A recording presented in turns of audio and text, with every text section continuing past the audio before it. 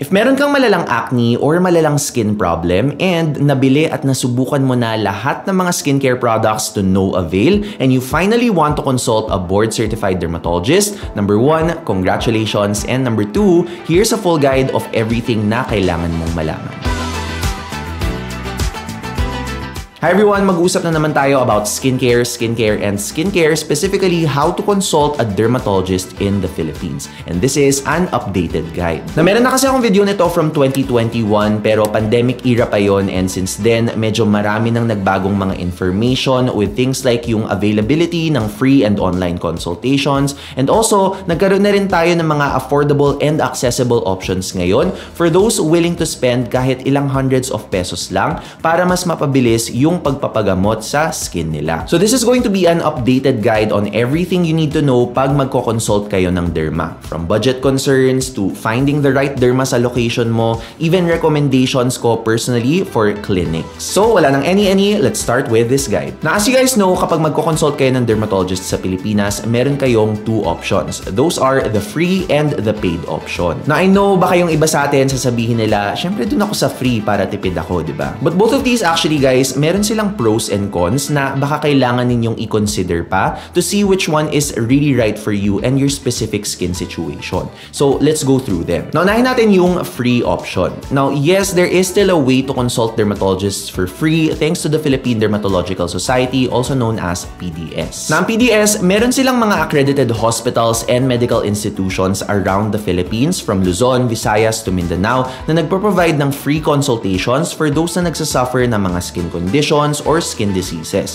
Pero hindi lang yon, but also if you do have any concerns sa hair and nails, kasama din ang mga dermatologists doon. So for example, kung nasa Metro Manila ka, ang pwede nyong i-search is free consultations from let's say UST Hospital or UP Dermatology, St. Luke's, East Avenue Medical Center, and so on. And kahit sa Facebook nyo lang siya i-search, for example, UST Hospital, free consultations, dermatologist, yun yung ilagay mo, may kita mo na siya agad sa results. And for those na taga Metro Manila na curious kung meron bang malapit na accredited hospital or medical institution sa kanila, ilalagay ko na lang yung full list sa description box. Check nyo na lang dun kung merong malapit sa inyo. Meanwhile, for those na nakatira outside of Metro Manila, meron din namang iilang mga options. For example, Region 1 Medical Center sa Pangasinan or sa Southern Philippines Medical Center or SPMC located sa Davao. Pero as you might notice, dito na pumapasok yung unang con ng option na to, which is hindi gaano ka-wide yung coverage nila outside Metro Manila compared to inside Metro Manila. Now, one solution to this is pwede mo pa rin namang itry kung meron pa bang mga online consultations available yung iba na mga hospitals and medical institutions na based sa Metro Manila. Pero dito rin kasi pumapasok yung second con natin, which is limited na rin kasi yung tumatanggap ng online consultations ngayon. Especially since now, fully nag-open up na kasi tayo compared to before na pandemic era pa, so wala silang masyadong choice.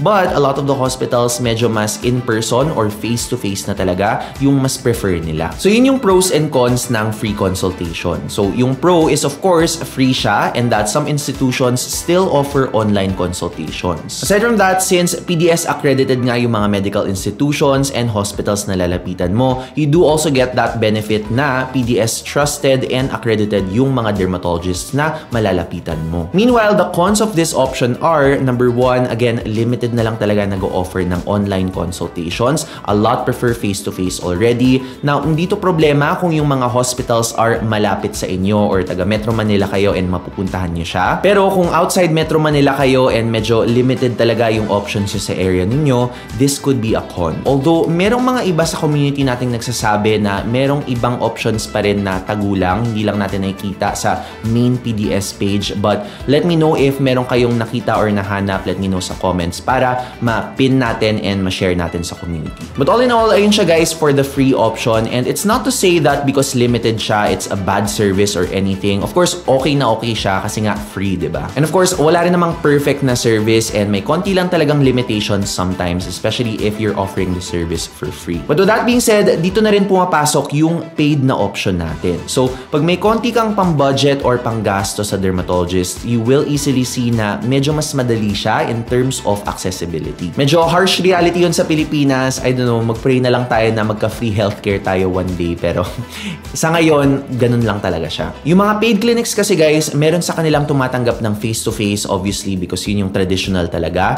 Pero marami rin sa kanila ang tumatanggap ng online na option. Meron pa ang ibang mga clinics na combination siya as in face-to-face kayo sa unang consult pero moving forward parang online na lang kung magfa-follow up na lang kayo. Pero may iba namang mga options na fully online lang and this is very popular with yung mga acne patients as in ang dami sa kanila nag-i-email or nag-chat or nag-video chat lang with their dermatologists and napagaling yung acne nila. And part of this is yung isang online option na mas lalo pang nag-develop and mas lalo pang naging accessible since the pandemic and these are our teleconsultation apps. Ito yung mga apps na mada-download mo lang sa phone mo like Consulta MD, MWell, Health Now PH, Medgate, and so on. Alam ko marami pang iba eh. Pero personally, kung itatanong nyo ko, ang natatry ko pa lang with success as in meron ako nakausap na doctor talaga is Consulta MD and no, hindi to sponsored by them. Sa kanila lang talaga ako may experience. Pero yun yung sinasabi ko na kapag meron ka talagang pambayad na konti, medyo dadagdag yung options mo whether clinics na let's say face-to-face, meron mga clinics na yung hybrid, pero meron mga clinics din na online and you even have apps that you can access for a small fee. Now regardless kung ano yung gusto nyong PDN, I do have a recommendation for each option pero mamaya na yung mga clinics kasi medyo marami-rami siya. So unahin muna natin yung through an app kasi isa lang naman yung ginagamit ko ngayon which is again Consulta MD. But again guys, reminder, hindi ito sponsored by Consulta MD as in inuulit ko, hindi ako sponsored by them.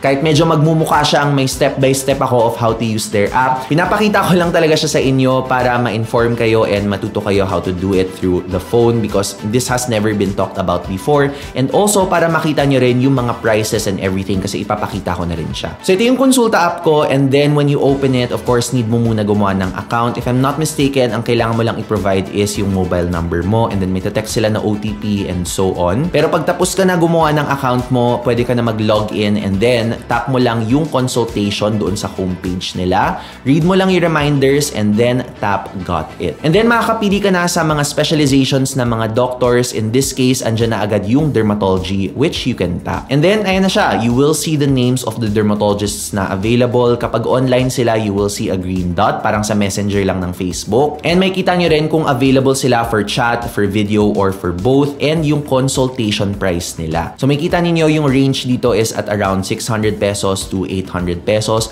Merong mga iba rin 1K. So tingnan nyo na lang kung ano yung pasok sa budget ninyo. Pag tinap mo yung name nila, may kita mo rin yung schedule nila, yung experience nila with dermatology, and a little bit about them. And then tap mo lang yung book consultation and then piliin mo lang yung mga preference mo kung video or chat. Na tip lang guys ha, especially for those na first time nila gagamitin yung platform na to, I highly recommend that you guys choose video. In my opinion kasi, mas sulit talaga ang video compared to yung chat lang and in this way, medyo mas madali mong makakausap and makaka-communicate si dermatologist. Alright, so moving on, aside from apps like Consulta MD, meron ding mga clinics and dermatologists that I have been to before and want to recommend to you guys kung malapit kayo sa area nila. Of course, yung number one na lagi nating nakakausap sa channel na to, si Doc Gail Robredo Vitas. I really trust her and may clinics siya in Salcedo Village in Makati as well as in BGC. Si Doc Gail din yung current derma ko ngayon, just so you guys know. Nasa Makati din, another derm I can recommend is Doc Cheska C. Alvarado of Quad Clinic. Na-interview ko na rin siya sa channel na to before but also okay na okay din talaga si Doc Cheska. Nasa mga Saudi naman, we also have Doc Erin Santos, better known as the Nerdy Derma on social media. Meron siyang clinic based in Laguna. Aside from that, si Doc K. Rebolledo or Cutis by K, meron din siyang clinic in Sucat, Parañaque, and meron din siyang clinic na bagong open sa Mandaluyong. And speaking of Mandaluyong, okay na okay din si AC Skin Clinic. I've personally referred some friends sa clinic na to. Very satisfied din sila. Meron silang team of board-certified dermatologists dito. So, depending on the day, you get a certain board-certified dermatologist. Pero lahat sila, or marami sa kanila na consult ko na and very okay din sila. Now, another recommendation outside Metro Manila, specifically for those na nakatira sa Pampanga, I do recommend Doc Eileen Vergara Wihangco of VW Dermatology. Sa San Fernando naman siya. I also have interviewed her here in my channel. I'll link the video here. And for a purely online dermatologist, if I'm not mistaken, kasi sa alam ko marami na siyang mga na-treat na acne patients by just, talking through email or nagchat lang sila, si Dr. Mike D na very popular din sa TikTok. If I'm not mistaken, I think yung pangalan ng clinic niya is DMD Skin Sciences. Pero ililink ko na lang. And actually, lahat ng mga dermatologists I will link them in the description box para makita nyo yung buong list of my recommendations. O, diba? Sabi ko sa inyo, ang dami talaga. Ang dami kong marirecommend sa inyo. Pero di pa tayo doon natatapos, guys, because meron pa akong mga recommendations na nasa malls naman. Na first, medyo premium yung mga clinics na to, pero meron ding mga board-certified dermatologists sa Glow Skin Clinic, sa Remedy Skin, and for those na medyo on a budget naman, okay din si Skin Pro. If I'm not mistaken, si Skin Pro, meron silang branch sa SM North EDSA, pero meron din silang branch sa MOA. And actually, fun fact, yung Skin Pro, ito yung clinic na nagbigay sa akin ng oral acne medications. As in, binigyan ako ng isa sa mga dermatologists nila, and sobrang gumaling talaga yung acne ko. So, yun yung mga recommendations ko, and again, baka ma-notice nyo, medyo centered sila sa Metro Manila kasi dito ako nakatira. Pero if hindi ko nakuha yung area ninyo, I do have another solution for you guys that you can do to check if merong malapit na dermatologist sa area ninyo. So sa phone nyo, punta kayo sa internet browser and then go to nowserving.ph para siyang search engine ng mga doctors. So lagay nyo lang dermatology and then tap search and then may lalabas na ng mga options for you, but make sure to tap on location first para ma-determine niya na yung pinakamalapit sa'yo. So just type your city, kunyari layuan natin, let's say sa Cebu, and then choose your location and then ilalagay niya na lahat ng derms na naandyan or malapit sa area ninyo. So just a small tip, guys, pag nakita nyo yung FPDS or DPDS, that means Board Certified Dermatologists sila ng Philippine Dermatological Society. And then you can tap view profile para makita ninyo kung available sila, let's say for online consult or kung face-to-face consult lang sila, kung saan yung clinic nila, ano yung available schedule nila doon, and if you have to book with them in advance or kung pwede walk-in and so on. So as you might notice, guys, sobrang daming options talaga pag willing to pay ka. Again, it's a bit of a harsh reality, pero ayun siya.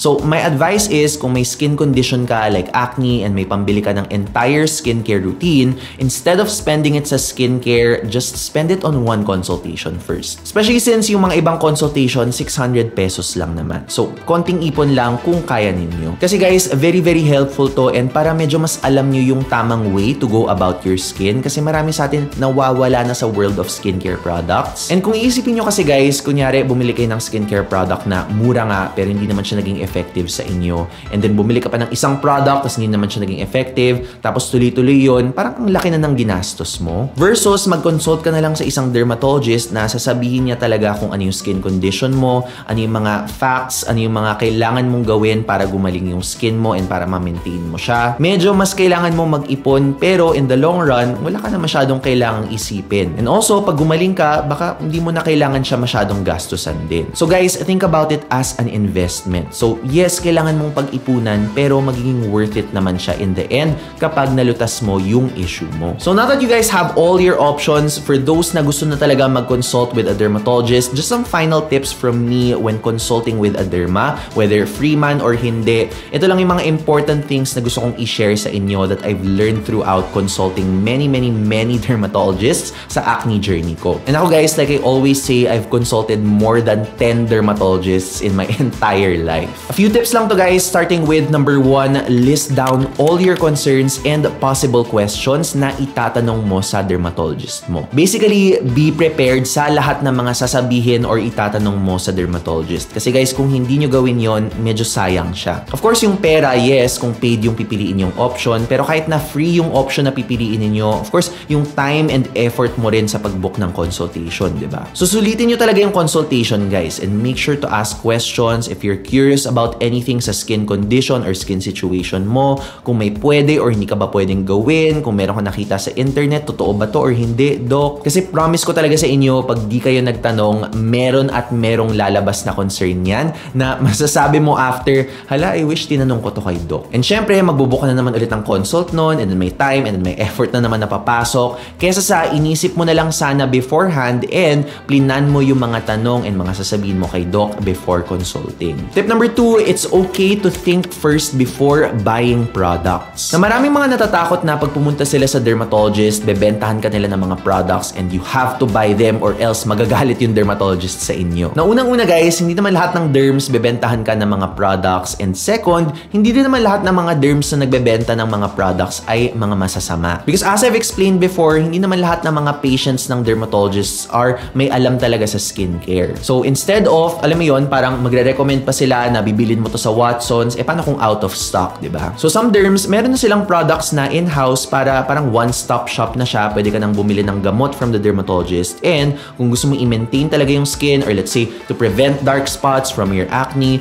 meron na silang mga products na makakatulong doon inside yung clinic nila mismo. So in a way, para mas convenient din siya para sa patient mismo. Pero if kunyari wala kang budget, or if in doubt ka pa, gusto mo pang pag-isipan, you can always say that to your derm. Na parang let's say, Doc, balikan ko na lang muna yung product, kunin ko na lang muna yung gamot, or Doc, pwede ba balikan kita pag ready na ako? May intindihan naman yun ng derm, guys, and hindi naman sila magagalit sa inyo. But I do want to say, guys, iba yung gamot sa mga products ha. Of course, kapag meron kang skin condition, most likely may i-recommend or may ipa-prescribe, more specifically, yung dermatologist na gamot sa'yo. So yun, in my opinion, yun talagang i-take ninyo. Which leads me to my tip number 3, a bad experience with one derma does not reflect all dermas. Remember guys, iba-ibang tao ang mga dermatologists. Just because hindi mo nagustuhan yung ugali ng isang derma does not mean lahat ng derma ganun. And again, if you don't like how one derma approached your situation, ang dami pang ibang mga dermatologists that will gladly take you in. Pero of course, wag naman kayo yung parang talon-talon sa iba't ibang mga derma. Let's say per consult ninyo, iba-iba yung mga derma na i-visit ninyo.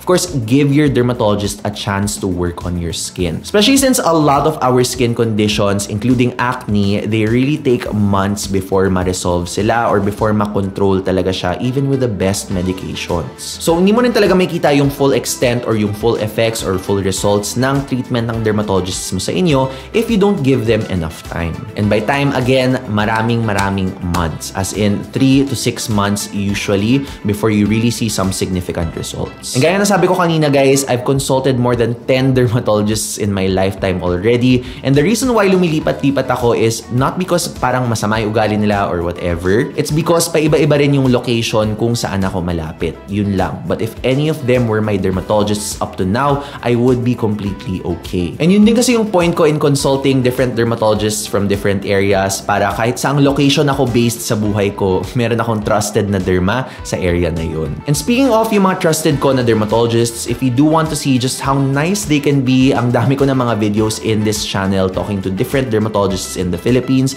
And honestly, yung pag-interview ko sa kanila, ganun lang din naman sila sa personal. So, I will be sharing with you guys some videos of them sa end ng video na to. I-link ko kayo. You can watch that. And if you do decide that you want to book a dermatologist, balik lang kayo sa video na to. I will put all the information that you need in the description box para hindi na kayo mahirapan. Also, if you do want me to do more videos with dermatologists, let me know kung anong topics yung gusto mong pag-usapan ko with them.